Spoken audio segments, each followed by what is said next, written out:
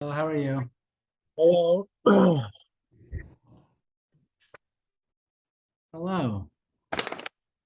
Okay. Shawshank usually has trouble connecting. Oh, are Hi, you Leo. connected? Uh, are you connected? Yeah, I'm connected. Please say hello to Justin. He's the owner of Odd Jobs. This is Shawshank. Hi, Justin. He's, Good, he's visiting us from India today. good morning or afternoon, depending on the time of day it is there. It is night actually. Good evening. Yeah, okay. So, how are you, Justin, I'm and how are you, Leo? I'm well. I'm Okay, doing okay. well. To bring both of you up to speed, since the last time we talked, we've been creating, or we've been adding, or we've been asking people on LinkedIn to share some of the new branding and to ask people to comment on the new branding.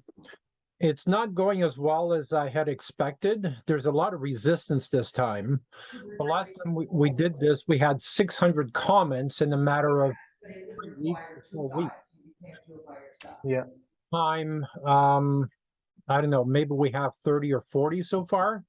So I'm really disappointed. People, I guess maybe people are getting fatigued by us asking them to rate the logos all the time, but it's not happening as well as it should. So, Yeah, 60 is not enough responses to gather any kind of indication of even a direction. yeah, so we'll keep going with that. What we've been starting to do is sending out emails and asking people to go to the post with a post link so they can go directly to the post and vote on it. Because organically, LinkedIn and Facebook, we've been doing it on Facebook as well, they tend to hide posts like that. So they're not being very cooperative at this point. How So were you getting them through the last time you had this challenge? organically, we were getting a lot of responses, but we also sent emails. We probably sent 10,000 emails to asking people to vote on with a direct link and instructions on on how to do it, because people have a tendency to say, well, I like number 1 or number 5 and that's it.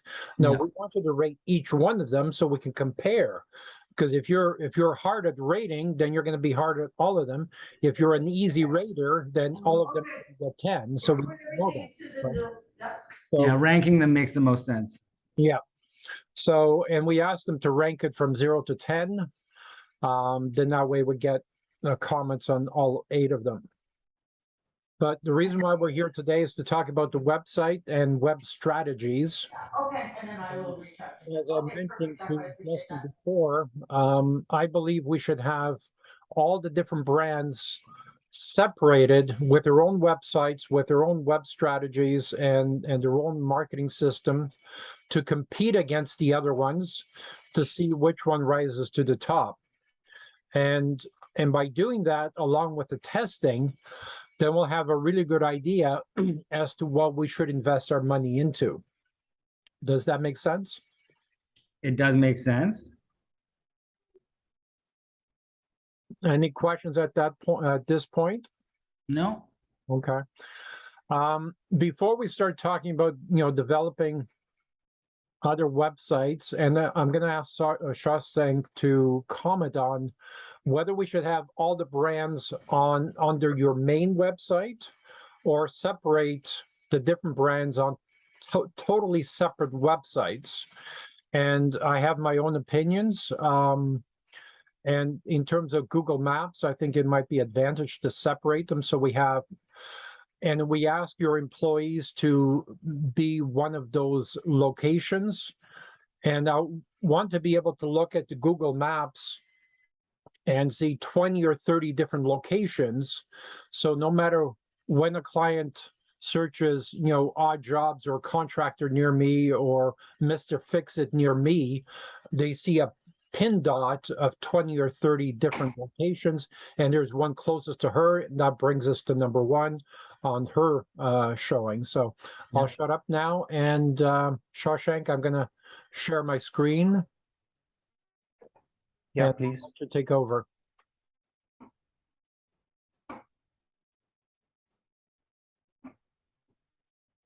Okay, so can you guys see my screen? Yes. Okay, so before starting like this presentation, I would like to introduce you to a few concepts that Google utilizes to really display the results to its users, right? First of all, that you might be aware about this service area business policy for Google. So handyman being a service area business, as in nobody would be visiting you, but your employees or your handymans would be visiting the customer at their location, right? So Google, what Google requires is to hide our addresses. The pins would be there. Google will be verifying the addresses of whatever the locations you would be providing. So as Leo mentioned, your employees can be the location bearers, so they can provide their addresses, and like we can pin our businesses to those locations. But Google requires us to hide those locations, as in if a customer is going on Google Maps and he's searching for just say, let's say, contractor near me or handyman near me, the result would be influenced by the proximity of the business to the location, but the pin would not be visible, because Google requires us to hide that location, right? The result would be influenced by the proximity, but the pin would not be visible. So if let's say we are having these many businesses throughout the city, it would definitely it definitely is going to uh, affect us in the longer run, right? And then I would like to introduce you to another concept, that is Google's search algorithms. So essentially Google has two algorithms. First is the traditional algorithm, and the second one is the local algorithm, which is quite new. So let me just show you one thing. Like I'll be this is a tool where I can geolocate myself anywhere around the world, and I'll be choosing Toronto, sorry, because this is our principal location. And let's say I'll be searching for handyman near me.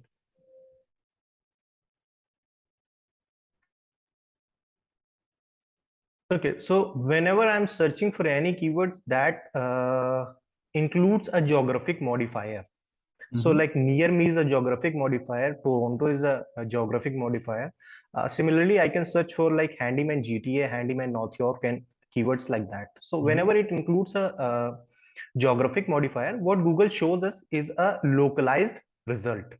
So here Google utilizes its local algorithm, right? And how you can identify that Google is utilizing its local algorithm over the traditional one is this map listing. So whenever you see these three map listings above the results, just down the ads. So first of all, you would see the ads, and then this business listings. So whenever you see this map pack, this is called local pack or map pack. Whenever you see this, you can understand that Google is using its local algorithm over the traditional one. So many times it happens that Google, because Google has so much data, they have access to like billions of searches per day. So they have gone really smart, and they do not sometimes require this geographic modifier at all. So like people who would be searching just for handyman. Okay, so Google might assess that I'm again searching for a local business. I'm again a local searcher, and Google is again utilizing its local algorithm. How I can see that is because of this particular map pack, right? So many times, like if you would be searching for pizza near me or just pizza delivery without any geographic modifier, Google can still assess that you require pizza and you are looking for local businesses. So this happens with so many searches where a geographic modifier is not at all required. And this is highly influenced. These results are highly influenced. First of all, these are ads, so they can be really targeted to whatever we want. But then these are the local results. First of all, we have the map pack. Map pack is highly influenced by the proximity of the business to the user, and then these are localized results. They would be like more like within the city. If a user is within a city, these ads are highly influenced by location as well.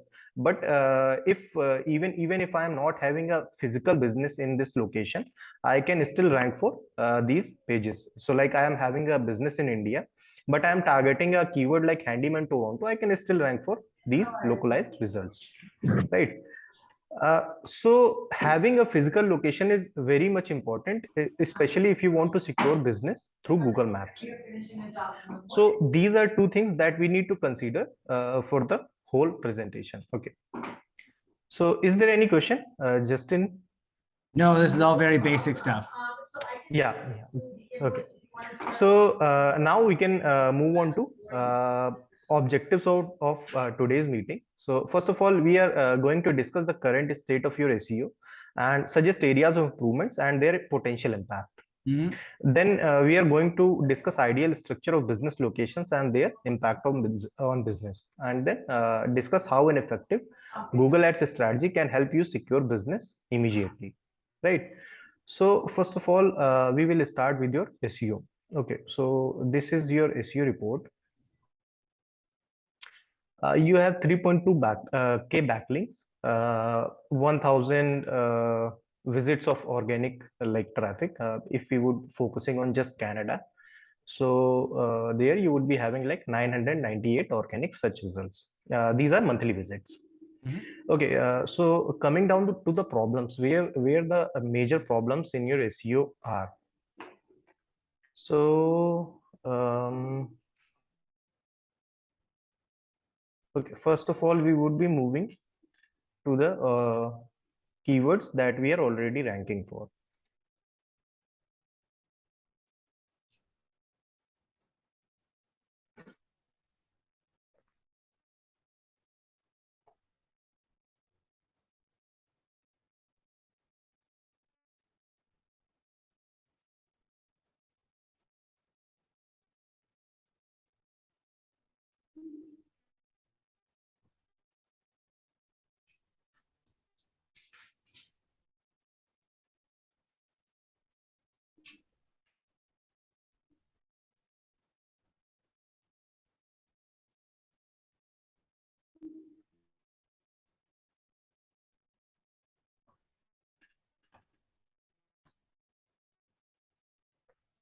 Okay, so we are ranking so far for 294 keywords overall, which is having a total cost of 1.6K dollars. So the to secure this much traffic with ads, we would be spending 1.6K dollars otherwise, right? And now the keywords we are ranking for are like odd job, which is we are ranking for the first position. Handyman services, we are ranking on fourth position. Handyman Toronto, we are ranking on second position. And this has moved to third. So we recently lost 1 point. And these are all the keywords, right? The problem arises with generally your backlink profile. So if you would be looking at your backlink profile, so Google requires us to really have our backlink profile really diverse, right? Having so many backlinks from one single domain looks like a link scheme in the perspective of Google, and Google penalizes us for doing so. So what we are doing here is we are having like 1600 backlinks from one particular domain, that is Handyman Toronto. And this website, I believe, belongs to you only. It does. There shouldn't even be any connection between these two. Okay, so most of your backlinks are coming from this particular domain, which is not very good. And the main problem is because this website is also using the same phone number as your website and the same address.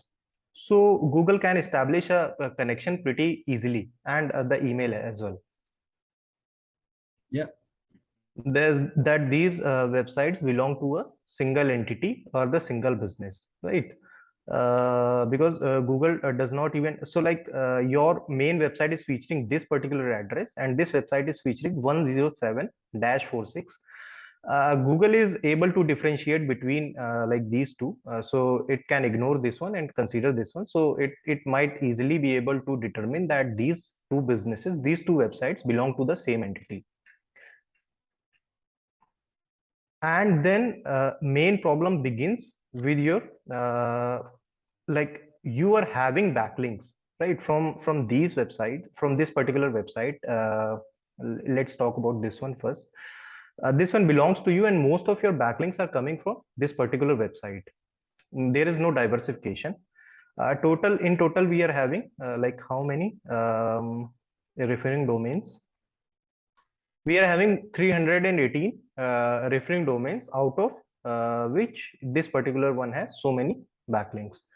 Then these backlinks are broken mostly. So let me just show you. I know, I'm if aware I'd that be they're opening. broken.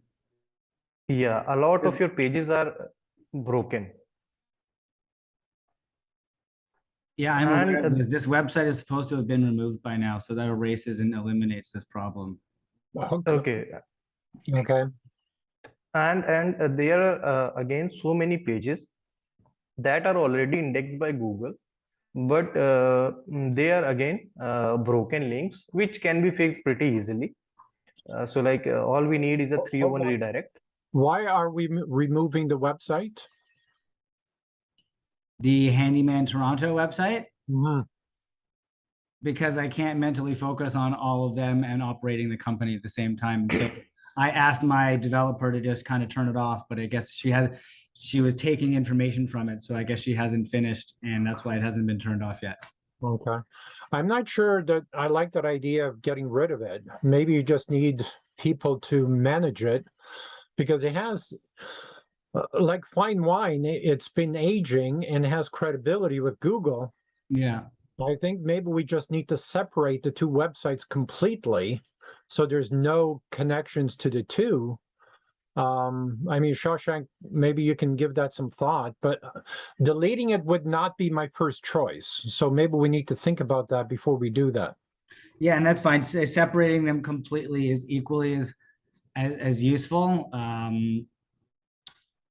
which had been asked for previously, but obviously has not been completed. Okay.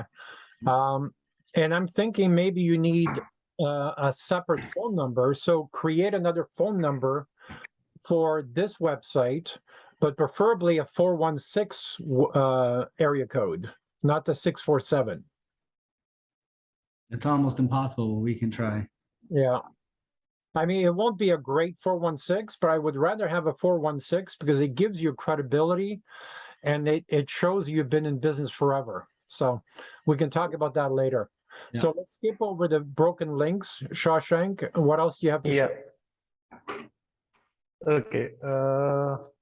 So this is all this website is having problems with. There are so many broken links. These can be fixed pretty easily, right? With a 301 redirect or 302 redirect. Analyzing because of the broken links.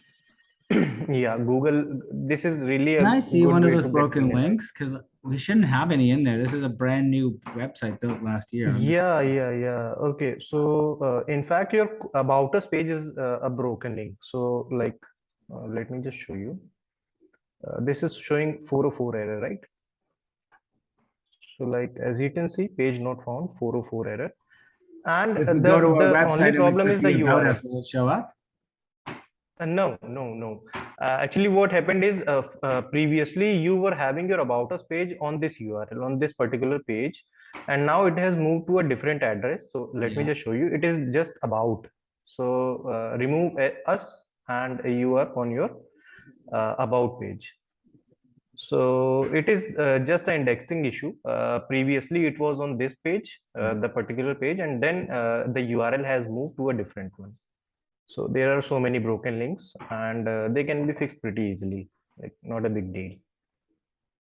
Okay, then we will be moving to another part, that is the ideal structure of business locations and their impact on business. So like Leo has already mentioned, having business in so many locations is going to help you, uh, uh, because the results on Google Maps are highly influenced by the proximity of the business to the user. So if you are having a business that is like 20 minutes away from a user's location, then it is highly unlikely that you will ever be shown at the top. No, I Right. completely understand the And then concept. yeah. Okay. And then there are a few keywords that are like really low hanging fruits, and we are not ranking for them. So like, let me just show you. These are our backlinks, and these are our, okay. So these are our keywords, and keywords like, I was previously searching. So like handyman North York, right? This is a keyword with a fairly low competition and fair amount of volume. So like 140 searches on average per month, and we are not ranking for this particular keyword. We are on like 20th position or so. So we can start targeting these low hanging fruits, like based upon the location, based upon the sub locations of the major city. So like North York or Edinburgh. I'm not I very understand. It's a familiar with the neighbor. locations, It's but a neighborhood keyword strategy. having I understand. neighborhoods, yeah, neighborhood keyword strategy. So we can start ranking for them, and this way Google will start to see us as an authoritative figure and start to rank us higher in the search results, right? Okay, then we have this strategy for business locations and their impact on business. Okay, so we have like Leo had suggested, there are two strategies that we can go with. And first of all is to have different brands and having them pinned on different locations. So you are already familiar with how it impacts the search results. But having this strategy would require you to put a lot of money in so many different channels. It is a great strategy if you are looking to compare between the brands, which one is performing better and which one is not. The other strategy could be to use the particular brand that you are using as of now. So our oddjob.ca, and having multiple locations under this particular brand. This would be ideal if you want to I would be suggesting this if you want to go into franchising the business later down the line, because you will be putting all your money in one brand, and like having different locations, you will have to do SEO for all the locations. You will have to put money in all the locations, but ultimately what you are doing is you are putting all the money into one brand, and the visibility is branding.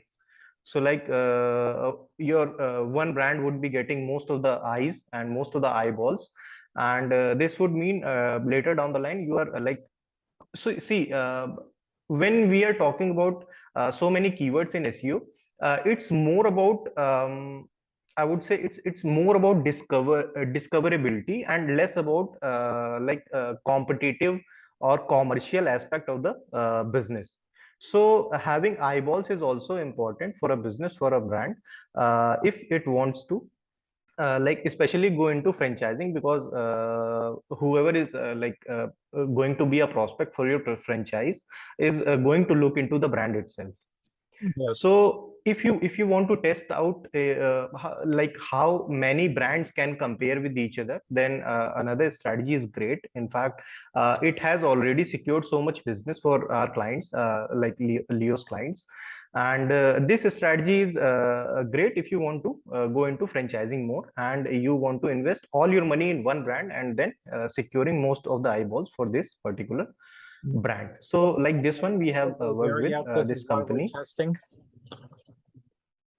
Sorry?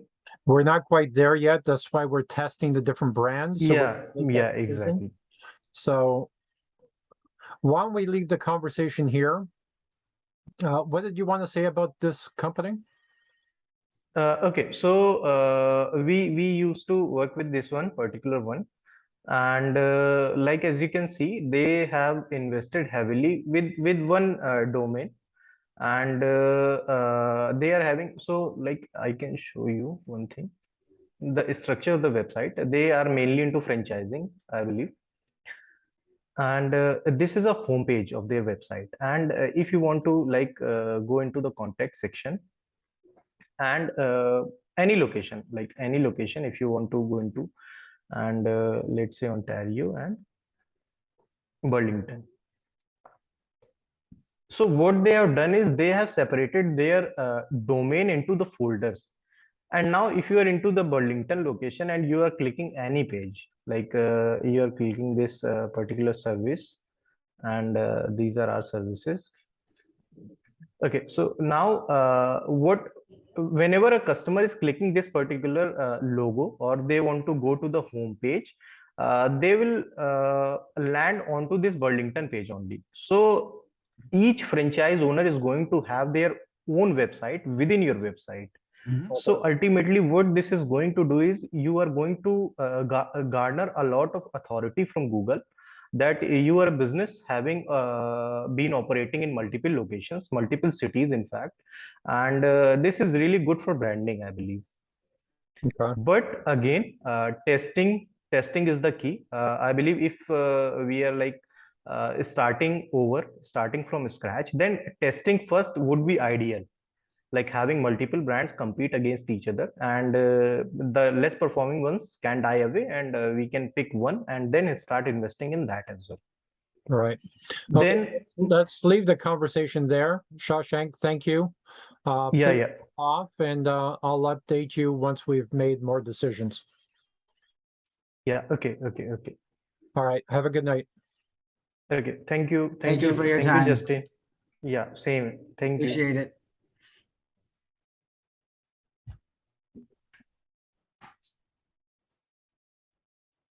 Okay.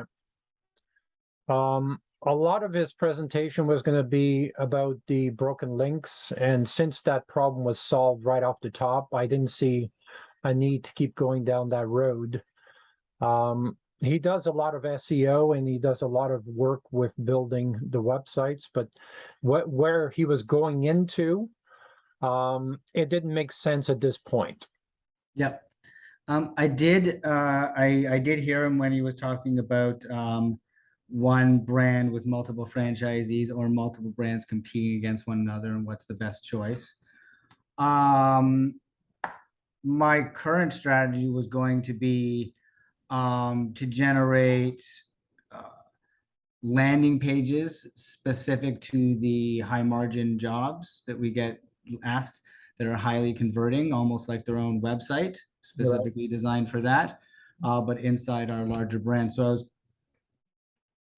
going to kill two birds with one stone, keep it inside the brand to keep that website authority and the relevance that's already there, tidy up the backlinks that are missing, finish the blog, and then build out other people to buy into this franchise, because it's got good brand awareness and good reviews that anybody wanting to work here would find appealing, as opposed to trying to start 5 new brands and wait 5 years for them to find those reviews and then decide to want to buy it. Right. I worked with a client who did the same strategy, and he was quite successful at it. He was actually in the moving industry, and he handled a lot of the moves in in US. And he really was just a sales agent, and he created the leads, and he sold the leads to the local moving companies. He wasn't concerned about branding or anything like that. It was just about getting leads and passing them on. He was making a ton of money just doing that. Mm-hmm. He would create a landing page for the area where the new mover was going to be. So I know that strategy works from real experience. So I mean, we could do it that way, but he wasn't really focusing on promoting his brand. His brand was not important to him. right? And that's why each individual moving company could use their own brand, and the landing page for that particular company, they actually use their own brand. So that's when the transition happened, right? So I mean, you could do the same thing. You could have, we were talking to a handyman in Ottawa this morning. So he could be a wild one-day contractor in Ottawa. And once he gets the landing page, you could have the Wild One Day logo with his specifications and his fill-in page. And you could have another one in Ottawa with, Wild Odd Jobs. So you could do it that way, but I'm concerned about creating confusion. Me as well, which is why I think keeping one brand and building out the most successful or promoting the most successful services might be a more cost-effective and attractive strategy for everybody. Yeah. I mean, you could guess. I mean, we could look at basic results right now, and you can take your gut feel and say, oh, I think this brand is going to do better than the others. Let's focus more on that, but we'll keep testing and start promoting that brand. And what we're doing on LinkedIn is creating those stepping stone relationships, right? I believe a few $1 million are going to come in from those stepping stone relationships over the next 18 to 24 months by having the real estate agency, interior designers, the motels, the different groups, keep referring you business. I believe that's worth at least several million. And I believe that's worth doing, because once you build a relationship, that relationship is going to keep paying off. Yep. Right. And I completely agree. I'm less worried about creating relationships and making sales, because the nature of this business just sells itself as long as someone's aware of it and believes in our credibility and trusts us. The answer is yes, if they can afford it. I'm more concerned about getting the individuals who complete the work to keep that trust going, and getting those individuals and turning, how do you use the gig economy and the gig economy mindset and people wanting to work for themselves and feeling like an owner to an advantage for us, as opposed to employees that work here and get burnt out. Right. And if that's the hard nugget for me to solve. I mean, you guys were talking about a location-based marketing strategy. I've usually, which is great, need to be used, but we're missing completely the issue-based SEO strategy, where people, doesn't matter where they are, they're asking how to fix their problem. Are you It's my sticky door, yada yada. User or the franchisee? Sorry, say that again. Are you talking about the end user? The end user, yeah. So the actual customer. They often, if they know their problem from our research, they search by the problem. And then if they can't figure out someone in their area, they then go more generic and more generic, to the point where they go handyman GTA or handyman Toronto. But they always start with the root problem. And my strategy is to don't beat people on location, crush them on the long string keyword search, fix the hole in my drywall. We have like a 75% conversion rate on that keyword. Right. Like, that is the strategy, not the 13% on handyman in Toronto. They're both important. People search both ways. But people often search by the problem that they have. Okay. And how to replace my window crank as an example. Yep, exactly. Or my window crank is broken. I need to come up. The landing page built just about window cranks comes up as their most relevant ranking page. They go through and either they connect us, or there's an e-commerce, because they can buy that simple thing right off the bat. Right. And I think the advantage of having 5 or 6 different brands, now you've got a lot of platform for content creation to talk about specific problems like that, to have you rank as number 1, right? And I think that's an advantage of having multiple brands. Now you've got, 5 different websites, and you could have, 10,000 unique content pages for each website dealing with all those specific issues. And this is where your virtual assistants can help you by creating that content. The content either are text or video or both. Because people are lazy. They're going to search for, replace my window crank. But they don't want to read a whole freaking article how to do it. They just want to watch a video. Oh, this company does it. Here's the form. They'll come in a couple of days and it's done. Yeah. Yeah.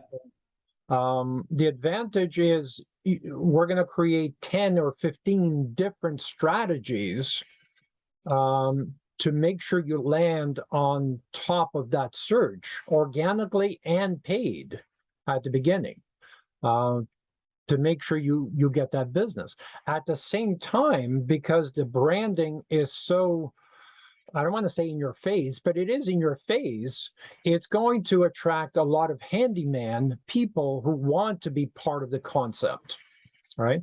So you grow your client base, but you're also growing your subcontractors or franchisees, for lack of a better word, and you're growing both at the same time and hopefully growing geographically to handle different markets. Yeah, you're right. I think a franchisee or a partners page on the website is super important to be able to just garner interest in the individual. I had one out there before, and we'd get 1 or 2 people a month being interested, but I didn't have a way to follow up or anything. I was just gauging interest on a very low level, Right. just to see if it was even just there. Period. Right, based on my brand. Part of the strategy of asking people to rate logos is we created a sheet of more than 1,000 handyman, and we're asking the handyman to rate the logos.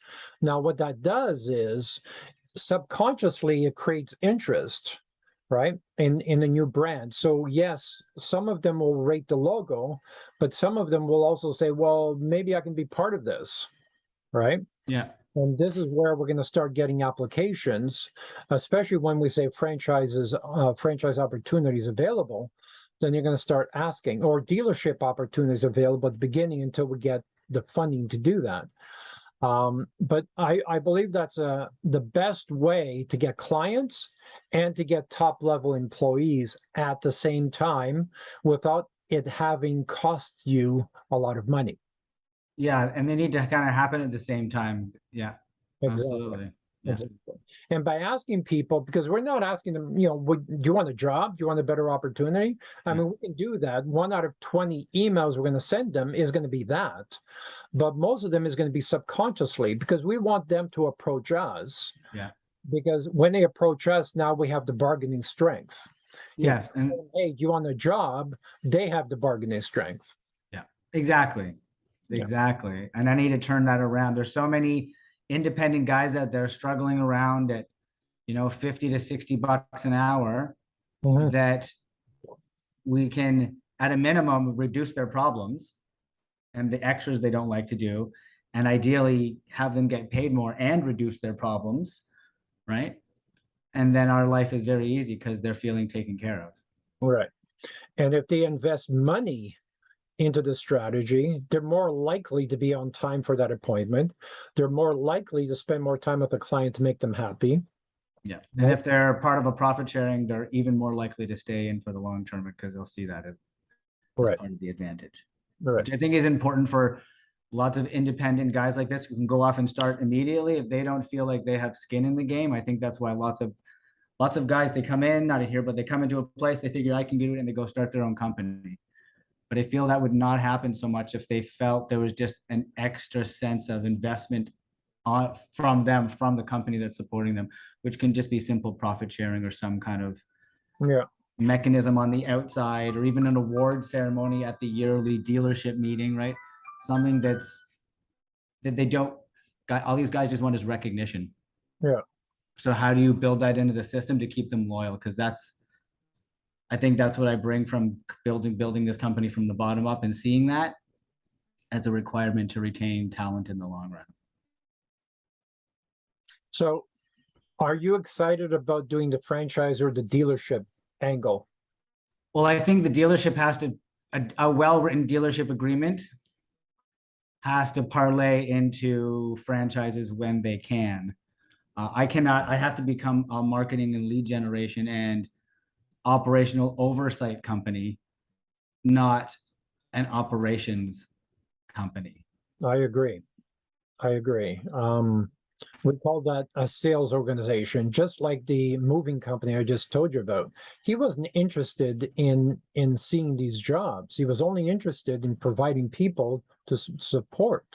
That was it, right? That's it. And he never left his house. Everything that he did was from his house, and yet he handled thousands of moves every week all over North America, right?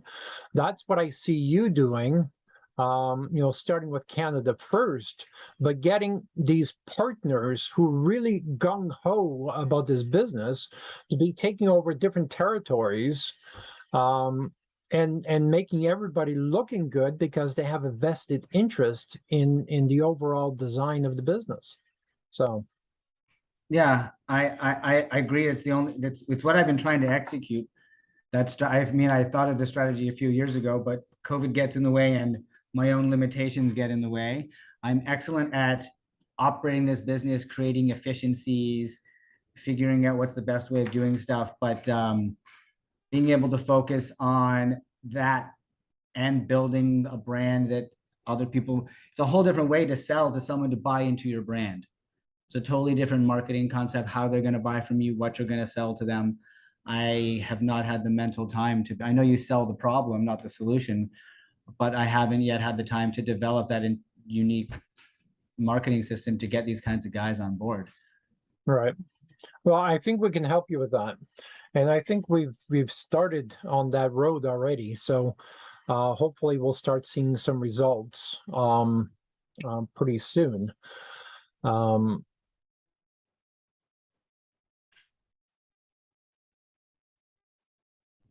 So one thing,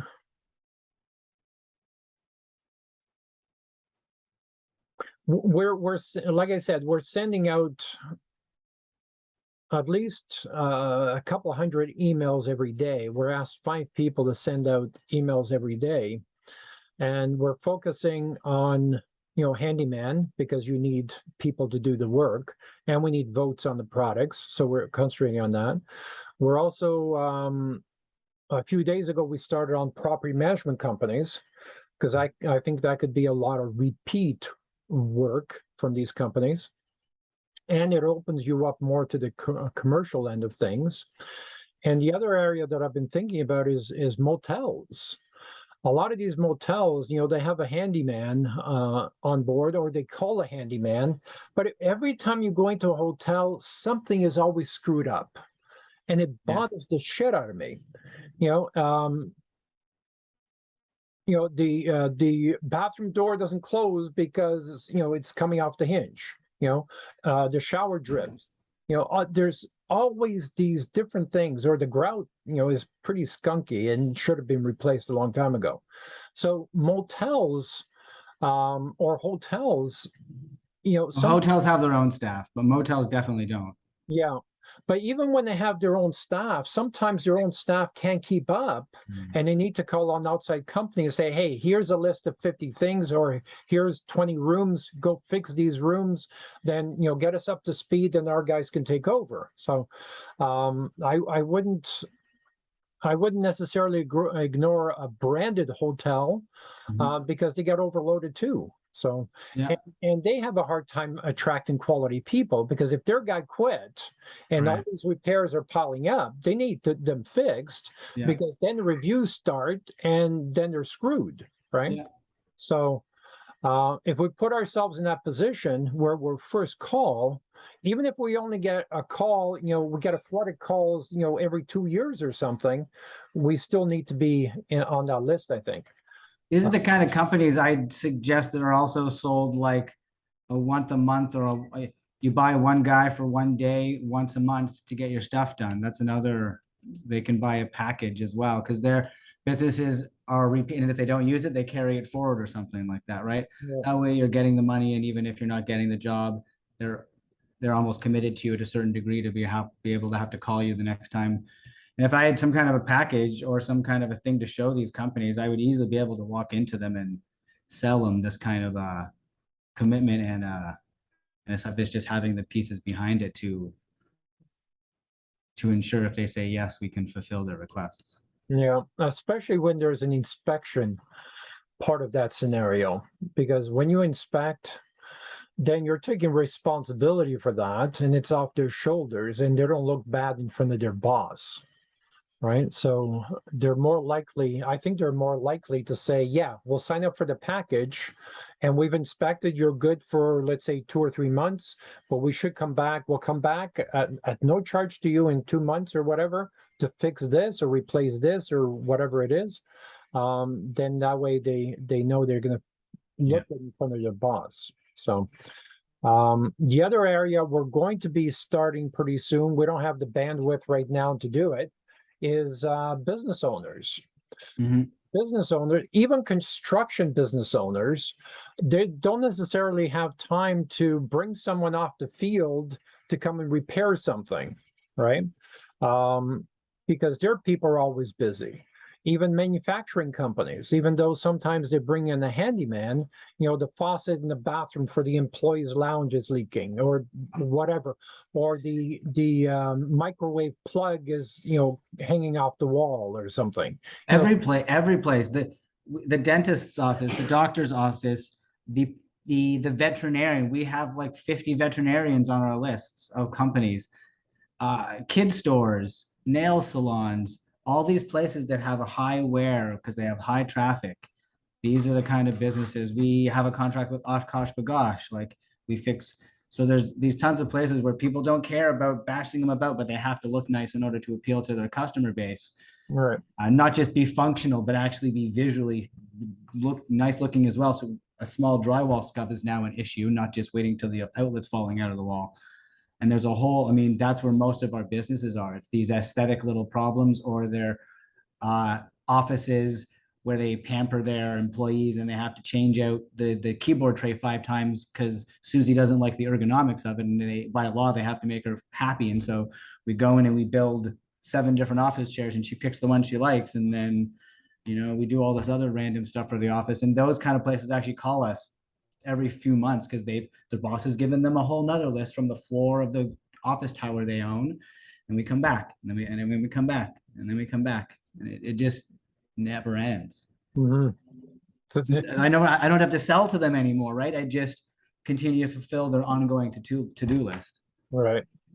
Yeah, and we need something to have it in front of them, like a water bottle with the website address, so it's constantly in front of them. Do you have a water bottle? We used to have a travel mug and a coffee mug. The travel mug was good because it went on the subway with people. Coffee mug was nice because it sat on their desk. We had keychains. It depended on what level of stuff you bought from us, what level of your packages. We had keychains for you, squishies. We give everybody the to-do list notepads when we leave. Got our phone number and stuff so they can write their stuff down on it. But that's all we have right now. Okay. I think I mean, we have tape measures. Tape measures. Okay. I think the to-do list is a good idea, and the coffee mug is a damn good idea, especially if it's higher quality, because it's got to replace theirs. I took mine downstairs, but it's got to replace theirs. It's got to be better than theirs. Yeah. And if they use it every day, if it's right in front of them every day, it's a constant reminder. So I think that's a good idea. It's also the one that goes in and everybody sees it sitting there in the company's bin of mugs. Everybody has their own mug in these places. And they all put their mug in the bin and then everybody sees that mug every single time. Yeah. Yeah.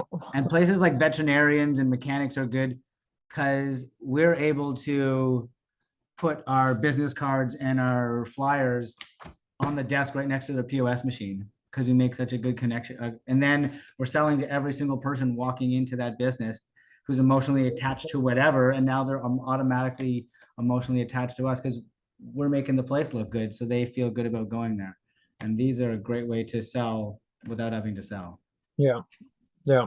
So you're turning them into your salespeople, which is exactly. Yeah. It's a great idea.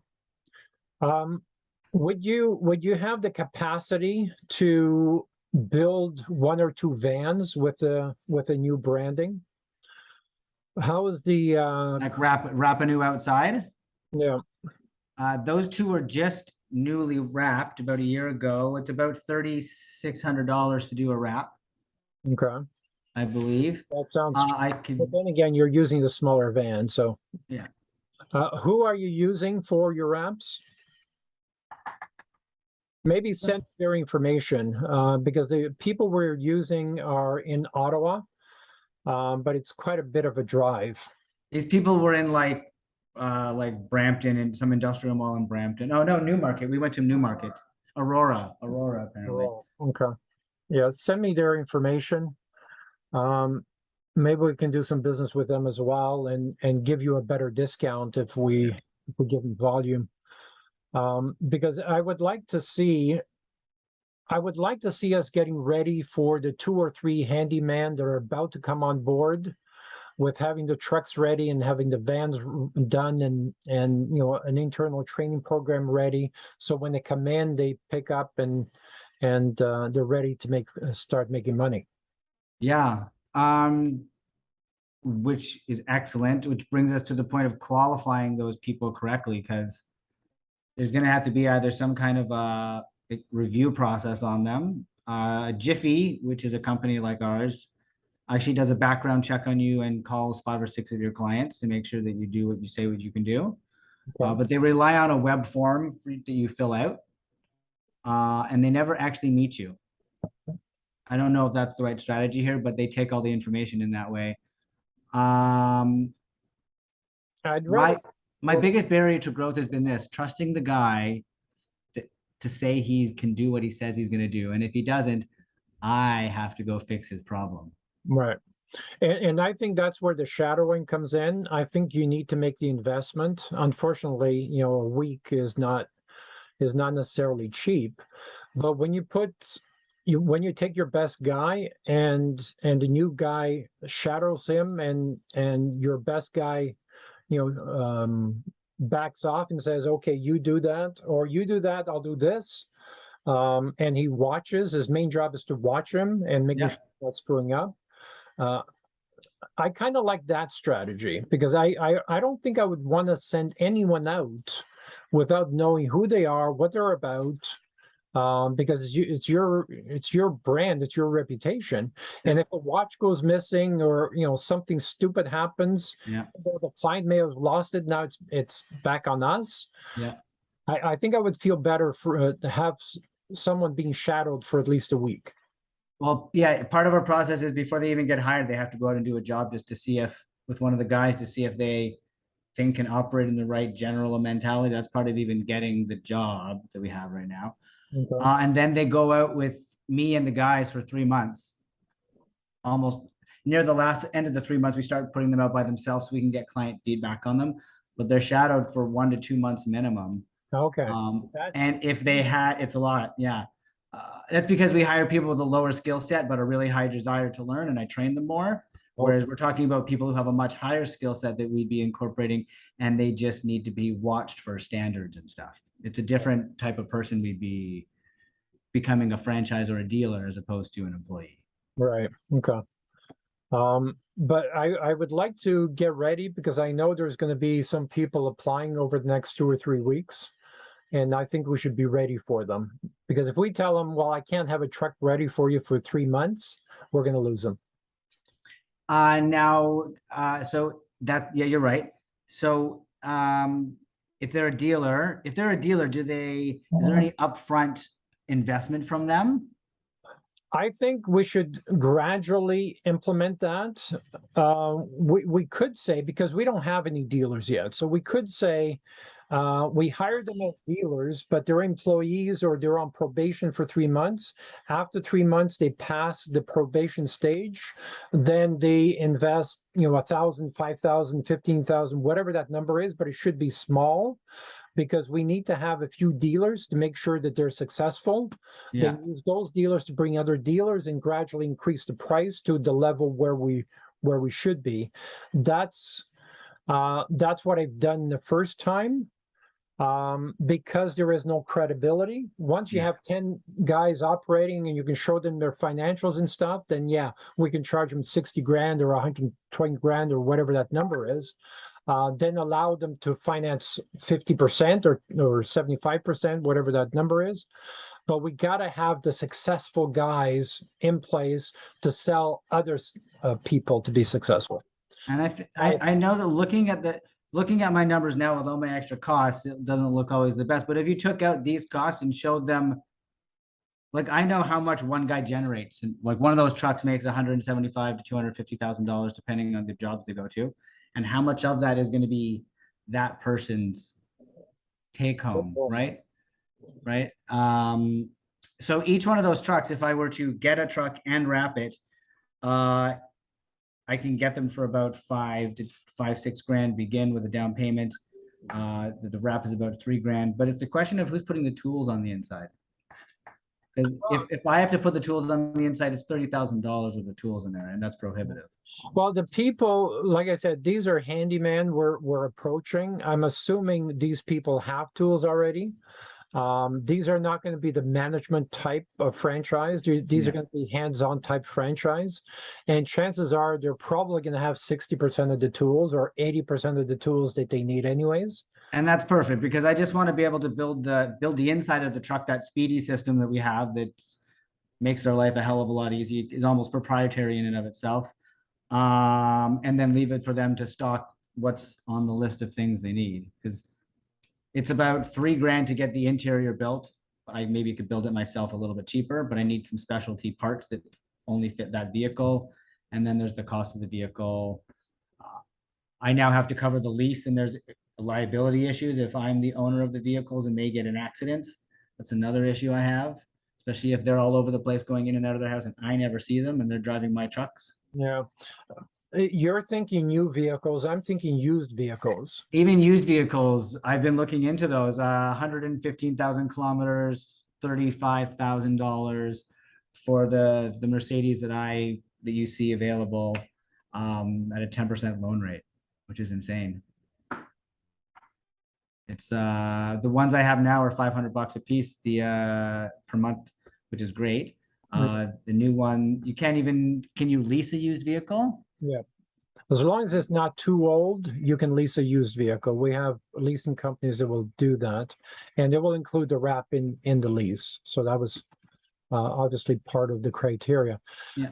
The other option is that, most contractors are going to have trucks, but they're usually pickup trucks. We don't want pickup trucks. No, I distinctly chose them for A, get more real estate for advertising, and B, everything stays dry. Exactly. So, I mean, we can tell them to buy their own vehicle, but I would like to stick with a certain brand whenever possible, but then you're compounding the problem because of availability, right?